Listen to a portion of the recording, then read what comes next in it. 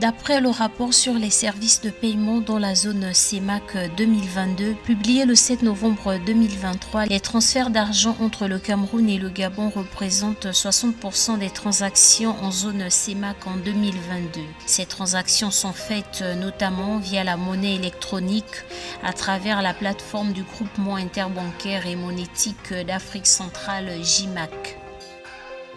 Avec l'arrivée des nouvelles céréales, riz local, mil, maïs et haricots sur le marché malien, les prix de ces denrées de base connaissent une baisse notable. Le prix du sac de riz de 100 kg se vend aujourd'hui entre 45 000 à 50 000 francs CFA selon la qualité contre 50 à 55 000 auparavant. Le gouvernement tchadien prévoit plus de 2004 milliards de francs CFA de budget pour l'exercice 2024 contre 1884 milliards en 2023. Selon le porte-parole du gouvernement, ce budget permettra de prendre en compte les engagements issus du dialogue national inclusif et souverain et consacrer le retour à l'ordre constitutionnel en 2024.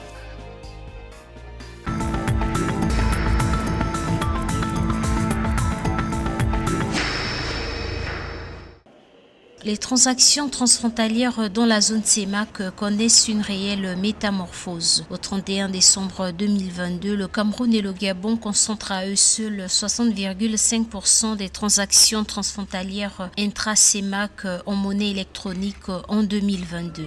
Dans ces transactions, 95% sont effectuées depuis le Gabon au bénéfice des clients camerounais. C'est ce qui ressort d'un rapport de la Banque des États de l'Afrique centrale, BEAC, daté du 7 novembre 2023. La diaspora camerounaise au Gabon est constituée majoritairement d'opérateurs économiques qui contribuent de façon efficace et remarquable à l'essor et à la diversité de l'économie du Gabon. Et c'est tout à fait normal que cette diaspora qui a de la famille au Cameroun et qui a des bases au Cameroun fasse des transferts de fonds vers leur pays. Mais cette diaspora est une diaspora productive.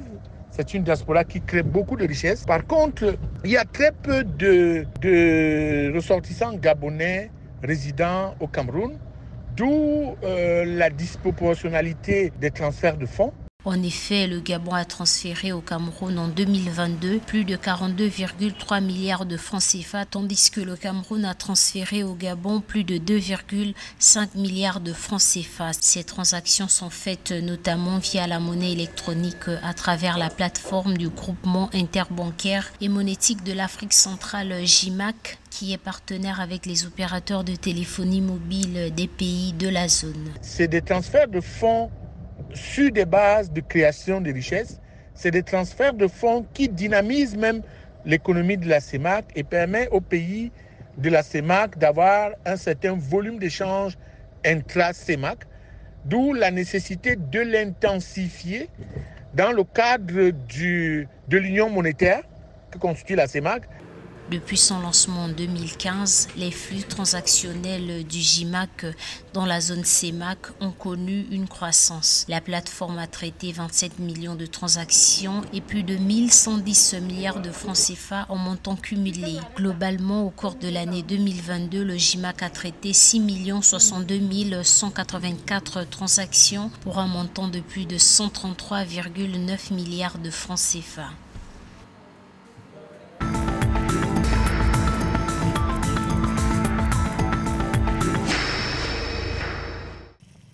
Grâce à l'arrivée des nouvelles céréales, à savoir le riz local, mil, maïs et haricots sur le marché malien, les prix de ces denrées de base connaissent une baisse notable. En effet, leur arrivée a permis de baisser les prix des produits. Le prix du sac de riz Gambiaka de 100 kg se vend aujourd'hui entre 45 000 à 50 000 francs CFA selon la qualité contre 50 000 à 55 000 francs CFA auparavant.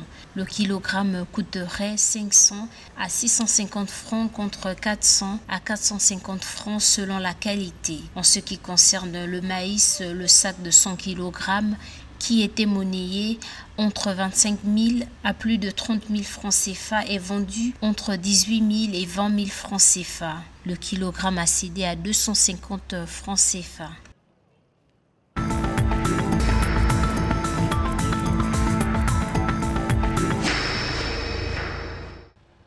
Pour l'exercice 2024, l'État tchadien projette un budget de plus de 2004 milliards de francs CFA contre 1884 milliards de francs CFA en 2023. Aziz Mahamat Saleh, ministre de la Communication et porte-parole du gouvernement, a donné l'information à l'issue du Conseil des ministres du 8 novembre 2023. Les dépenses additionnelles sont focalisées sur les secteurs prioritaires avec notamment une hausse de plus de 55% du budget du ministère de la Santé, de plus de 18% pour les ministères de l'Éducation et l'Hydraulique et de 220% en faveur de l'environnement pour lutter efficacement contre le changement climatique et une augmentation substantielle de la subvention au gaz domestique à hauteur de 30 milliards de francs CFA.